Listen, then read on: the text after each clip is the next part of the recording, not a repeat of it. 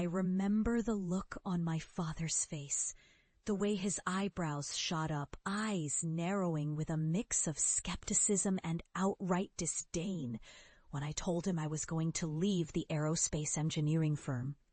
They'd just fired me, sabotaged my reputation, and branded me incompetent overnight. But I had a dream. Not the kind he understood, no. I was going to paint the sky with drones. Hyper-realistic murals that could turn concrete jungles into living canvases. Ridiculous? Absolutely. But I believed in something bigger than the words of my family, their doubts, their laughter. I believed in the power of resilience. They called me a fool, an embarrassment to the family. My mother shook her head, muttering that I was wasting my talent. My brother snickered, saying I'd never make it, that I was chasing a childish fantasy. "You're not an artist," they said. "That's not a real career. You're better off just giving up." But I couldn't give up. Not then. Not after everything I'd been through. That betrayal lit a fire inside me, a fury born from injustice, and a stubborn refusal to be defined by their scorn.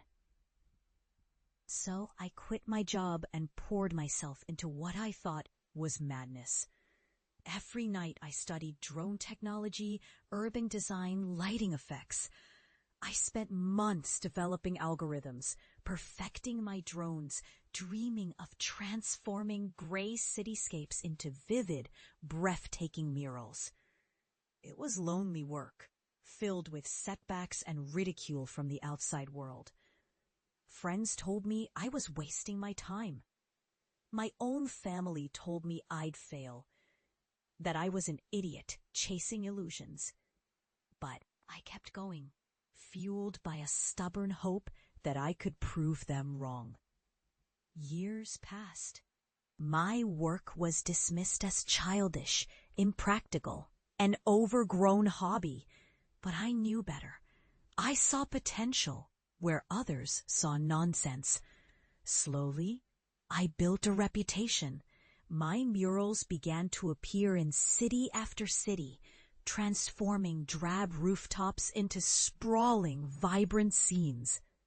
Oceans teeming with life, forests bursting with color, skies filled with the dance of mythical creatures. Each project was a battle against the doubts of those around me, against my own self-doubts, but with each successful installation, I felt a quiet but unstoppable shift. I was no longer the disappointment they'd mocked. Then, one day, I received an invitation you'd never expect. A public showcase of my work in my hometown. The city I'd left behind, the place where the ghosts of childhood expectations still haunted me. I returned, not as the broken engineer they had dismissed, but as someone who had defied every cruel expectation. I was nervous, sure, but deep down, I knew this was my moment to show them the truth of my resilience. The day of the reveal arrived at sunset. The city's central square was packed with people, locals, media, critics. I set my drones to their final dance, and suddenly the sky above lit up.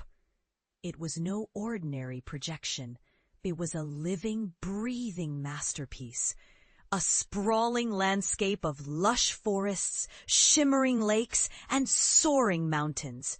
The colors were so vivid, so real, that it seemed like the earth itself had come alive in midair. The crowd gasped. Some cried. I saw my family in the front row, faces pale, eyes wide, jaws slack. My father looked like he'd swallowed his words. My mother's hand covered her mouth, trembling. My brother's eyes were moist. They had come expecting to see an amateur, a joke.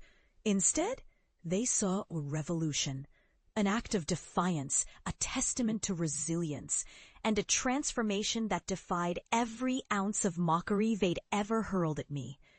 And then I stepped forward, voice steady, infused with years of pain and hope.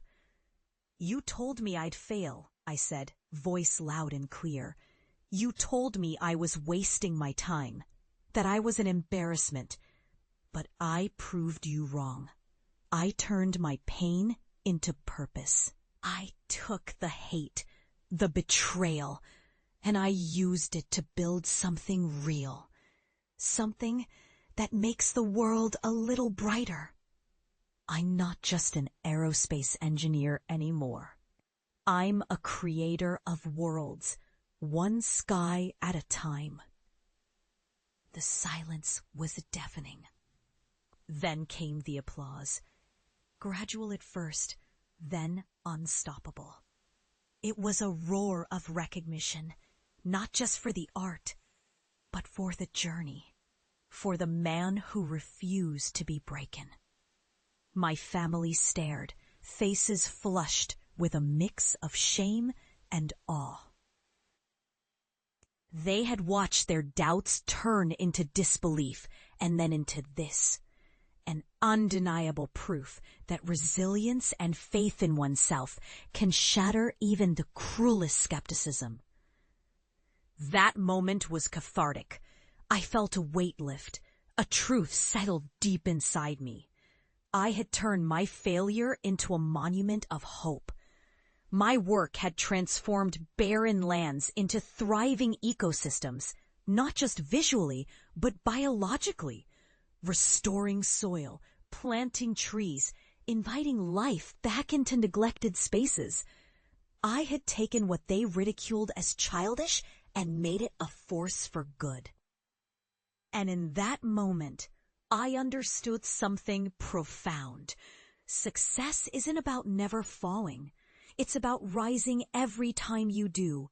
It's about redefining failure, forging resilience from rejection, and daring to dream beyond the limits others set for you.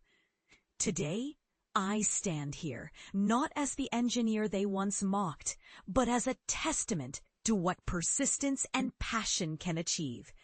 My sky murals are just art.